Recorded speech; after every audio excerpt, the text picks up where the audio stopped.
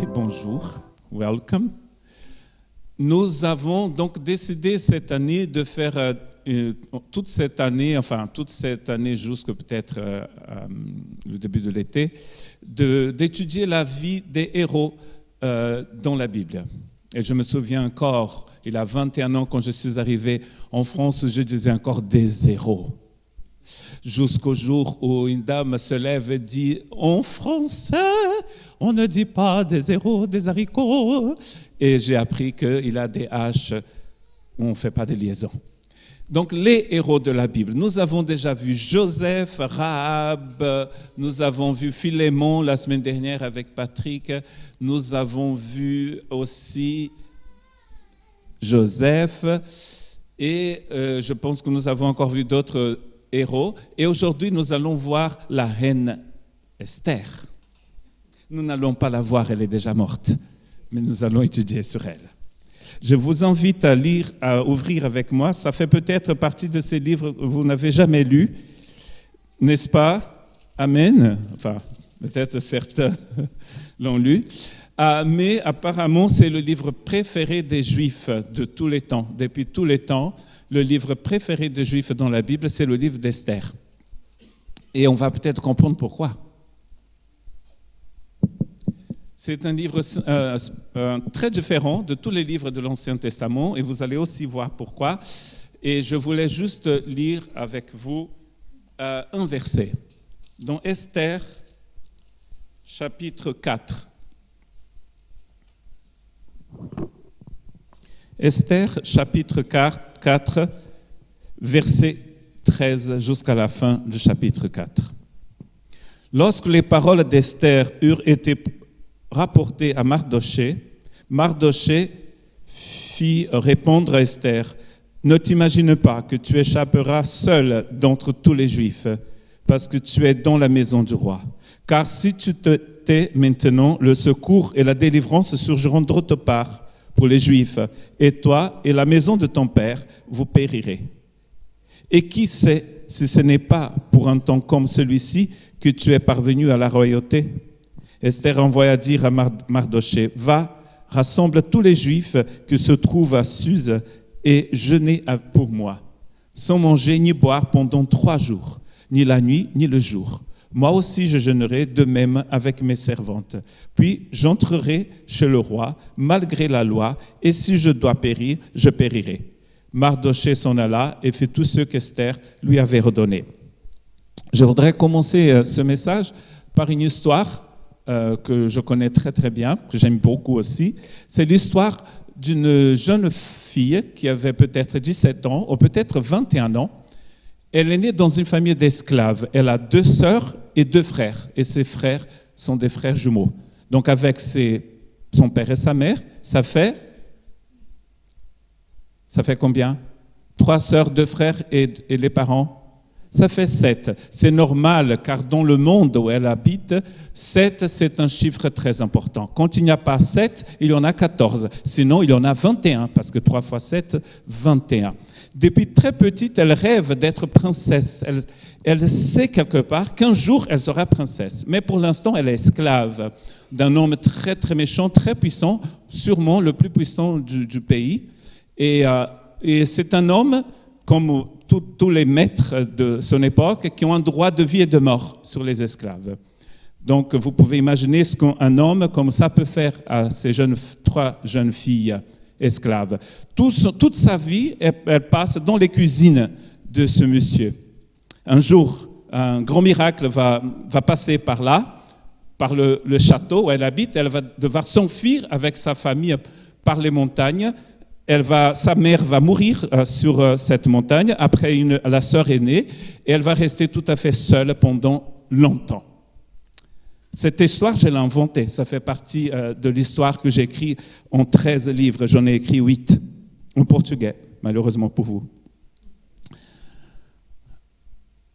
C'est une fiction que j'ai inventée il y a quelques années et que je publie à Lisbonne, au Portugal, en portugais. Je parle portugais couramment. Un jour, peut-être à la fin du 13e livre, cette fille va vraiment devenir reine. Je pense que c'est prévu.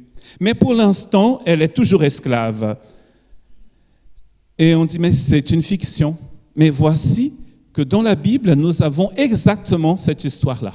Bon, pas vraiment, mais si vous lisez le livre d'Esther, vous allez voir que partout dans le livre d'Esther, il a le chiffre 7. 7 princes, un banquet qui dure 7 jours. Et moi, quand je suis très curieux, je souligne tout ça. Je dis, tiens, on dirait qu'ils ont copié de mon histoire.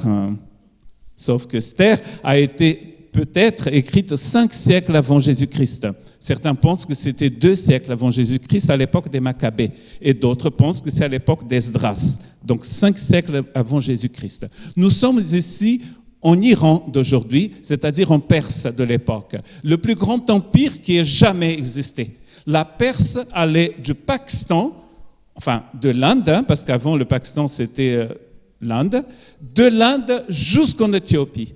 Donc cela veut dire que tout le Moyen-Orient, et même aux portes de l'Europe, toute la Turquie, l'Égypte, l'Éthiopie, tout ça, l'Arabie, la Syrie, l'Irak d'aujourd'hui, tout cela, c'était l'Empire perse, le plus grand empire qu'on ait jamais connu. Un très très grand empire, où il avait des centaines de langues différentes. Des peuples, toutes sortes de peuples d'origine sémite comme les Arabes, les Hébreux, les gens de l'Irak, les Chaldéens, mais aussi des gens qui parlaient d'autres langues très très différentes des langues sémites. Tous ces pays, toutes ces nations appartenaient à un seul royaume, le royaume perse. Les Juifs, comment ça se fait qu'ils sont en Perse? En fait, ils n'étaient pas en Perse avant. Ils étaient sous l'emprise du roi de Babylone, l'Irak d'aujourd'hui. Mais l'Irak a été conquis par la Perse et les Mèdes aussi. Et certains pensent que les Mèdes, ce sont les Kurdes d'aujourd'hui. Et nous avons, vous savez, des Kurdes dans les parages.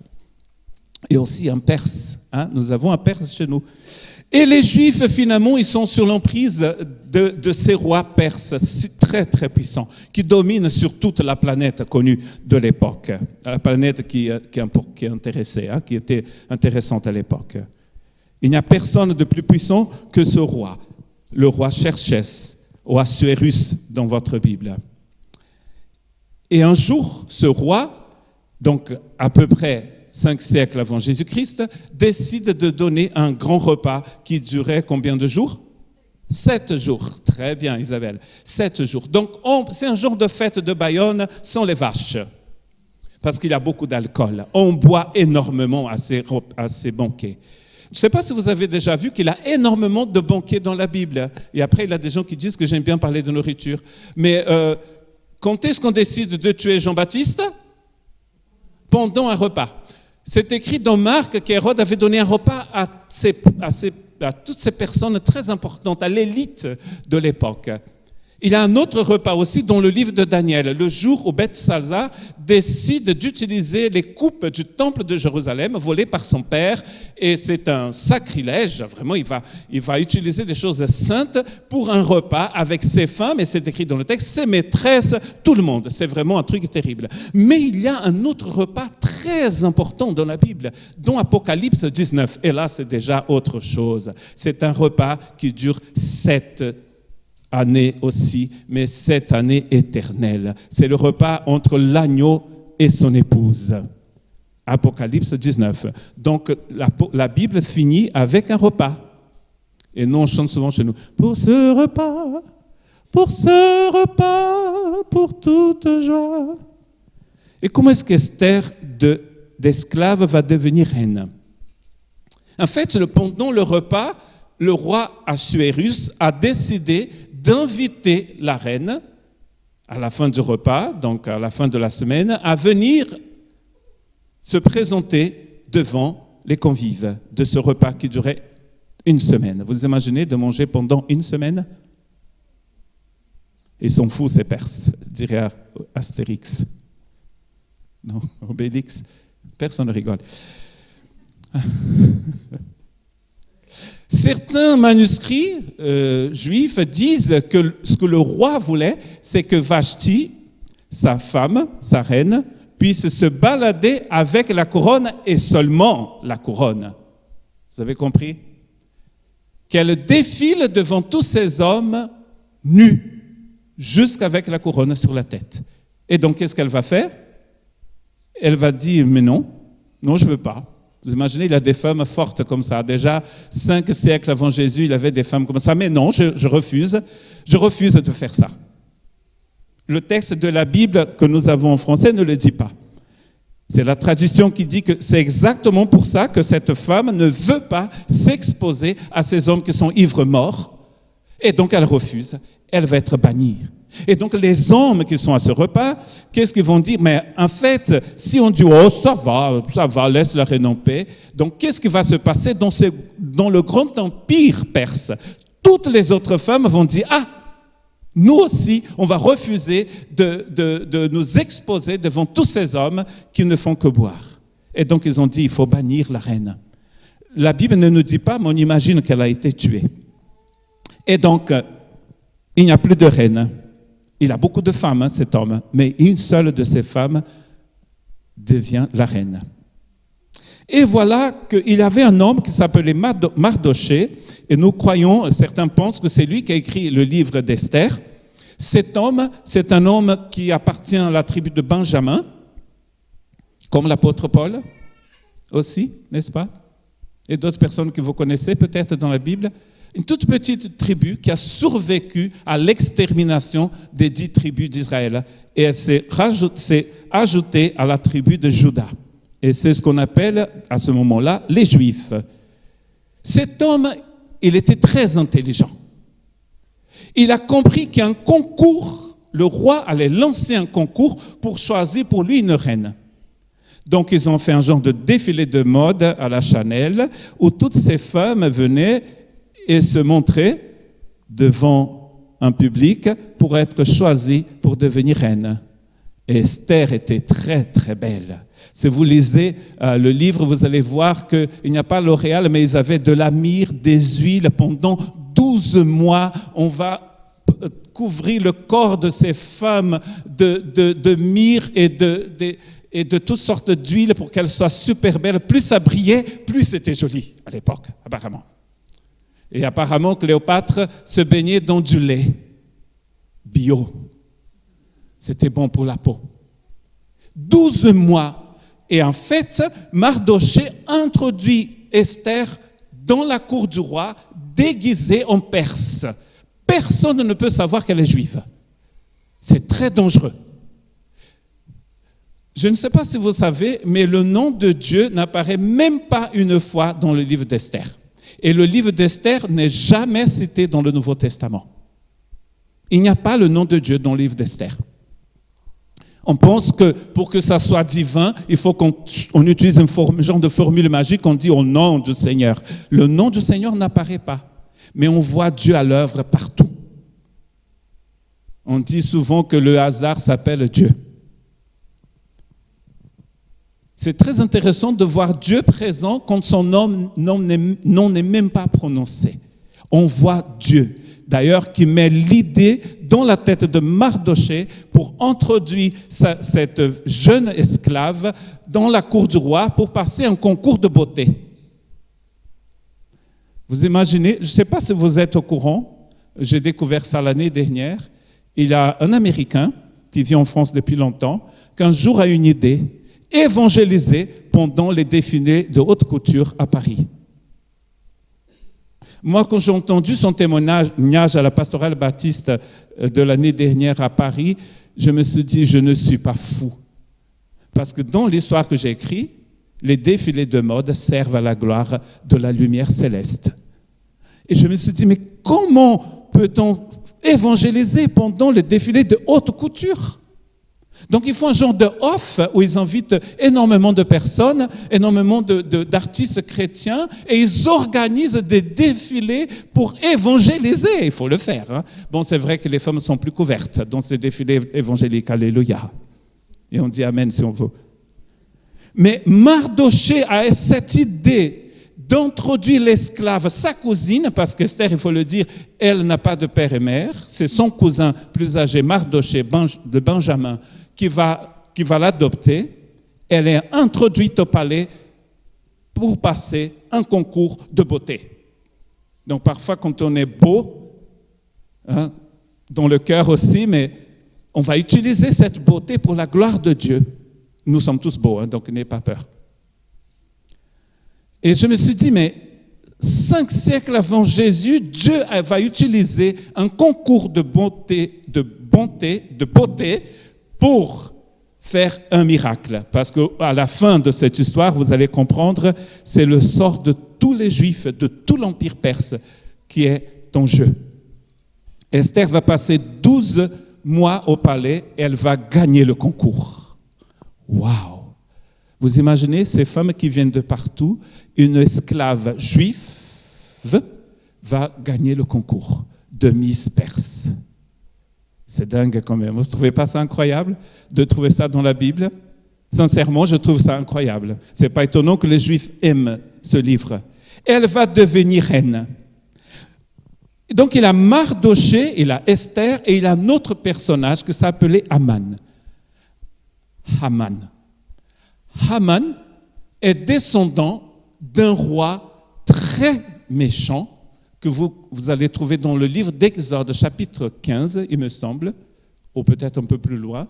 Agag, c'est un grand ennemi d'Israël. Quand Israël sort d'Égypte, ce roi va combattre Israël. Et Dieu va même dire par Moïse, il a une malédiction qui pèse sur les descendants d'Agag. Des siècles, vous imaginez, des siècles plus tard, on va trouver un descendant du roi Amalekite qui va devenir le plus grand ennemi des Juifs.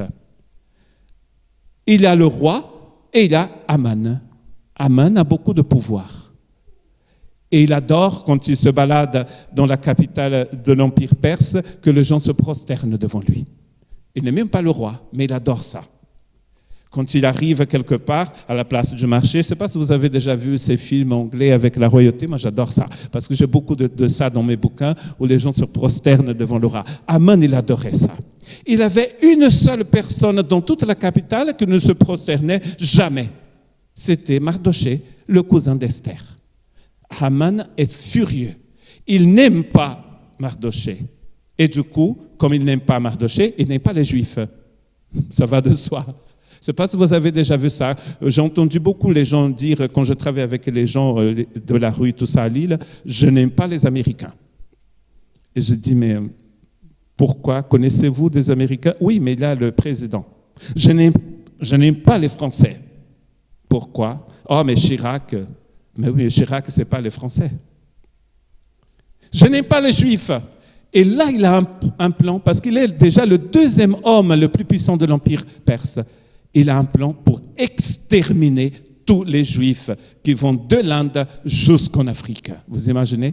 Exterminer tous les Juifs qui sont sur l'Empire perse. Mardoché apprend. Parce que vous savez, ils étaient tellement développés qu'ils vont envoyer des lettres partout dans l'Empire. Si c'était aujourd'hui, ça aurait été vite fait avec WhatsApp. Ils allaient faire passer des messages partout. Et ils ont lancé des sorts. Hein, ils ont lancé des dés comme ça, sur un calendrier, 13 du mois d'Adar. 13. On appelle ça un pour. Jeter des sorts en perse, c'est pour. D'où vient le mot? Purim, après la fête juive. Ils ont lancé deux sorts et ils ont trouvé le 13. Le 13 du mois d'Adar, on va exterminer tous les Juifs de l'Empire perse. Mardoché, en regardant Facebook de l'époque, il voit ça. Et il dit non, c'est pas possible. Donc il court, il déchire ses vêtements comme un bon juif, il déchire ses vêtements, il met des vêtements très très sales et il va aller devant la porte du palais et s'assoit là-bas. Esther apprend que son cousin fait le pitre. On dit non, ça c'est pas bon. Ça c'était Patrick la semaine dernière. Non, c'est pas bon, il faut que j'utilise autre chose. Il fait son intéressant, il est mal habillé, il est sale devant la porte du palais. Esther veut savoir ce qui se passe. Et elle apprend qu'il a un édit maintenant qui circule partout, sur tous les réseaux sociaux. Il faut le 13 du mois d'Adar, entre mars et avril, il faut exterminer tous les Juifs. Et c'est là où on comprend pourquoi Esther est devenue reine. Et vous voyez le texte que nous avons lu dit ceci, et qui sait si ce n'est pas pour un temps comme celui-ci que tu es parvenu à la royauté. Vous n'êtes peut-être ni roi, ni reine, ni prince, ni princesse. Médecin, prof, infirmière, militaire, retraité, pasteur. Quelqu'un a déjà dit, Dieu n'a pas de professionnels, Dieu a des enfants. Peut-être c'est pour un temps comme celui-ci que vous êtes au chômage. Non, pas, ça il ne faut pas dire. Au nom de Jésus, non. Je vous ai raconté l'histoire des panneaux solaires. Pour ceux qui étaient là, le technicien vient parce qu'on a passé le concours, c'était un concours. On s'est inscrit pour avoir des panneaux solaires et l'État français, avec la mairie de notre village, nous a donné ces panneaux solaires qui coûtent 20 000 €, que nous ne pouvons pas payer. Le technicien arrive chez nous. Bonjour, messieurs, dames, je suis le technicien machin que vous voyez ce matin. Ah, bon, enchanté. Qu'est-ce que vous faites dans la vie? Il m'a demandé. Je dis, je suis pasteur. Il a dit, waouh, je prie tous les jours de notre Père. J'ai une croix ici et je voudrais avoir une Bible. Il a passé 4 heures chez nous et il est sorti avec une Bible. Et depuis, on est en contact, on s'envoie des messages. Moi, je lui envoie les messages qui sont mis sur YouTube. C'est peut-être pour cela que vous êtes là où vous êtes. Pourquoi est-ce que vous habitez en Angleterre? Pourquoi est-ce que vous habitez en France? Pourquoi est-ce que vous faites ce que vous faites? Dieu a toujours un projet par ses enfants. Comment est-ce que Dieu marche sur terre? Quels sont les pieds du Seigneur? Vous. La bouche du Seigneur, elle est où? Mais c'est votre bouche. Vous voyez la responsabilité que nous avons? Jésus a dit, vous êtes la lumière du monde. Avant ça, il a dit, je suis la lumière du monde. Et après, il dit, c'est vous la lumière du monde. Pour moi, l'endroit le plus difficile que j'ai jamais trouvé pour être lumière du monde, c'était quand j'étais au lycée au Brésil, pendant la dictature. On avait le droit de dire dans certains endroits, nous ne voulons pas avoir des évangéliques dans ce boulot. Et quand ma maman nous a inscrits à l'école, dans l'État de Rio, il fallait dire qu'elle était protestante. Donc ce n'était pas bien, là où j'ai grandi, de dire je suis chrétien, je suis protestant. Et je trouvais ça très difficile. Parce que le jour où les gens découvraient, on se moquait de nous. Mais c'est très important d'être lumière là où nous sommes. Cette belle femme, cette jeune fille a passé ce concours de beauté pour devenir reine et Mardochée a compris. C'est pour cela que tu es devenue reine. Et ici, dans le chapitre 4, verset 15, nous allons trouver le seul endroit dans ce livre où on parle de jeûne et de prière, où on parle de quelque chose de, soi-disant, religieux. Esther va jeûner pendant 3 jours, elle et aussi les femmes qui sont avec elle. Et tout le peuple doit jeûner aussi dans la capitale. Et après, elle doit faire un truc de fou. Et elle va dire, à la fin du chapitre 4, elle dit, « Et si je dois périr, je périrai. » Marie-Jo nous a parlé de l'Église persécutée. Vous pouvez venir tout à l'heure et prier pour les gens qui sont persécutés dans le monde, dans notre petit coin de prière ici. Et vous savez que tous les jours, il y a des gens qui périssent parce qu'ils ont la foi au Seigneur. Parce qu'ils sont en train d'entreprendre quelque chose qui est interdit là où ils sont. On ne pouvait pas venir en présence du roi comme ça. Tiens, je vais aller dire bonjour à mon mari. La reine pense, je vais aller boire un thé avec mon mari le roi. Mais non. Pendant l'histoire ici, que nous sommes en train de lire, ça faisait 30 jours qu'Esther n'avait pas vu son mari. Elle n'avait pas le droit d'y aller. Elle devait recevoir un genre d'SMS d'époque. Bling, bling, bling. Ah, le roi voudrait me voir. Elle court voir le roi. Ça fait 30 jours. Mais le temps passe, le temps presse. Il faut qu'elle intercède auprès du roi pour son peuple. Mais le roi ne sait même pas qu'elle est juive. Vous imaginez la situation? Ils vont prier pendant 3 jours. Jour et nuit, elle a dit. Elle vient devant le roi. La première fois qu'elle est venue devant le roi, c'était un défilé de mode, de beauté. Mais maintenant, c'est plus ça. On n'est plus dans le vin, dans la gaieté, dans le défilé. Là, les choses deviennent très sérieuses. Si le roi tend vers elle son sceptre, sauvée. Sinon, elle va perdre sa tête. Mais elle a déjà dit, si je péris, je périrai. Je pense que ça devait être, c'est vrai que c'est plus facile pour moi de vous dire ça que d'entendre ce que je vais vous dire là, mais ça devait être quand même l'attitude de tout chrétien. À votre avis, pourquoi ces personnes sont massacrées en Iran, exactement en Iran, en Perse, aujourd'hui? L'église qui grandit le plus dans le monde, c'est l'église perse. Je ne sais pas si vous étiez au courant.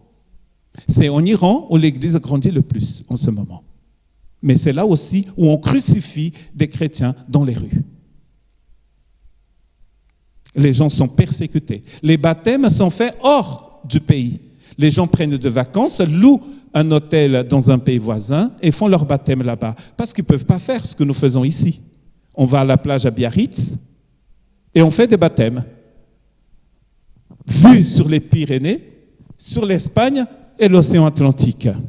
Les gens se cachent pour faire des baptêmes parce qu'ils ont compris que s'ils périssent, ils périront. Mais Jésus a dit, il faut craindre celui qui peut tuer l'âme, mais pas ceux qui ne peuvent pas toucher votre esprit, qui ne peuvent que toucher votre corps. Elle vient devant le roi et les prières ont été exaucées parce que le roi va tendre son sceptre vers elle. Esther aussi est très intelligente comme son cousin. Elle va inviter le roi et Haman à un repas.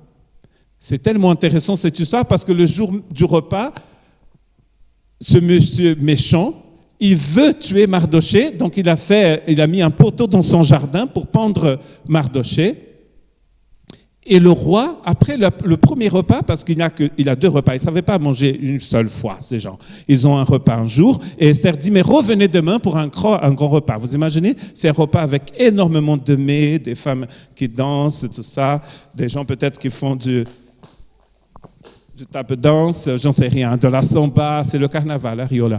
Et il a toute cette fête, et après le premier repas, le roi rentre chez lui et lit dans l'histoire récente du pays, et il voit que Mardoché un jour a arrêté un complot contre sa vie. Et il dit, waouh, il faut honorer ce Mardoché. Donc il va à Haman et dit, qu'est-ce qu'on devait faire pour un homme qu'on voudrait honorer? Et le grand ennemi des Juifs dit, mais pensait que c'était lui. Donc il a dit, il faut mettre ce monsieur sur un cheval et que quelqu'un aille devant en disant, ainsi fait le roi à l'homme qu'il voudrait honorer. Et le roi dit, c'est Mardoché que je voudrais honorer.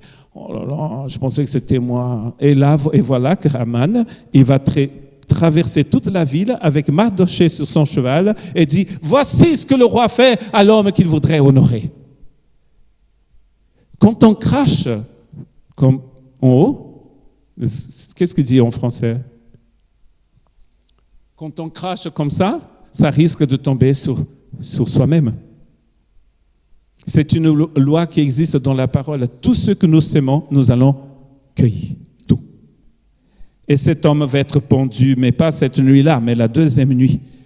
Et pendant ce deuxième repas, Esther va dévoiler au roi et à son grand ennemi qu'elle aussi, elle est juive. Et qu'il faut faire quelque chose pour sauver son peuple. Vous imaginez la musique qui monte, les tambours, et on attend la surprise du roi. Vous imaginez, le roi est marié à une juive, esclave. Vous imaginez un peu le choc? Mais il n'y a aucun choc dans la Bible, en fait. Le roi a une grande compassion pour sa femme qu'il aimait. Il ne peut pas révoquer l'édit qui a été fait. Dans la loi du pays, on ne peut pas le faire. Mais il va créer un autre édit en donnant le pouvoir aux Juifs de se défendre le 13. Le 13, on dit que le 13, ce n'est pas un jour qui porte bonheur. Hein? Mais c'était un 13. D'ailleurs, je suis rentré dans la Dour un 13 aussi, mais nous, on n'est pas superstitieux. Le 13, les Juifs seront prêts pour se défendre du grand massacre. Je ne sais pas si vous vous rendez compte, mais parmi ces Juifs, il a les descendants de Joseph et Marie.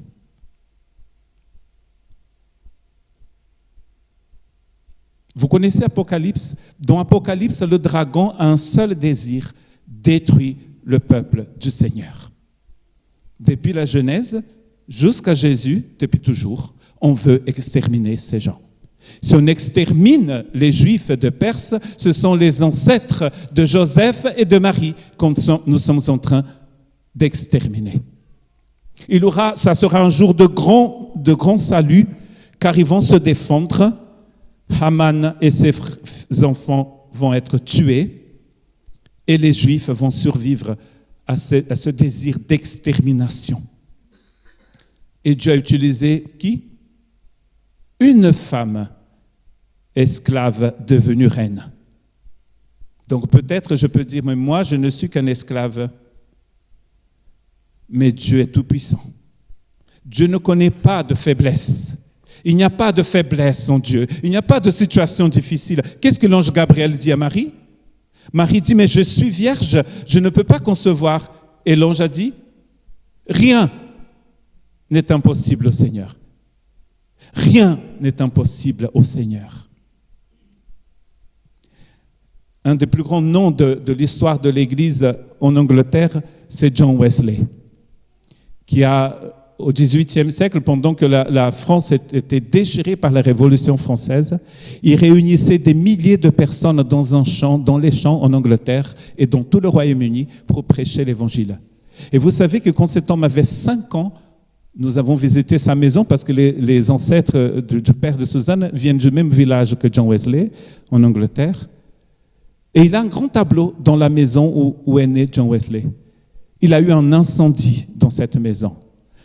Et ils étaient très nombreux, ils étaient 12 enfants, je pense. Ils sont sortis de la maison, et pendant que la maison est en train d'être consumée, quelqu'un dit « Ah, mais le petit Wesley est resté dedans. » Il a été sauvé en extrémis.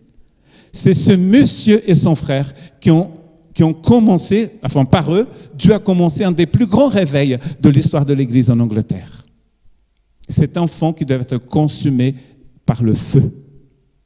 Dieu est à l'œuvre, aujourd'hui comme toujours. Il peut utiliser un enfant enlevé du feu, une esclave devenue reine, et vous aussi.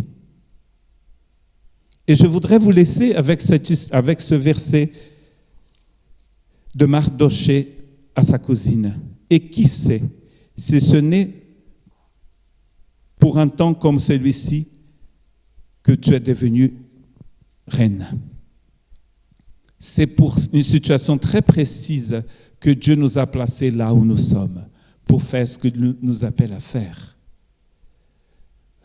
Je ne suis pas devenu roi, je suis juste un pasteur, et vous êtes ce que vous êtes.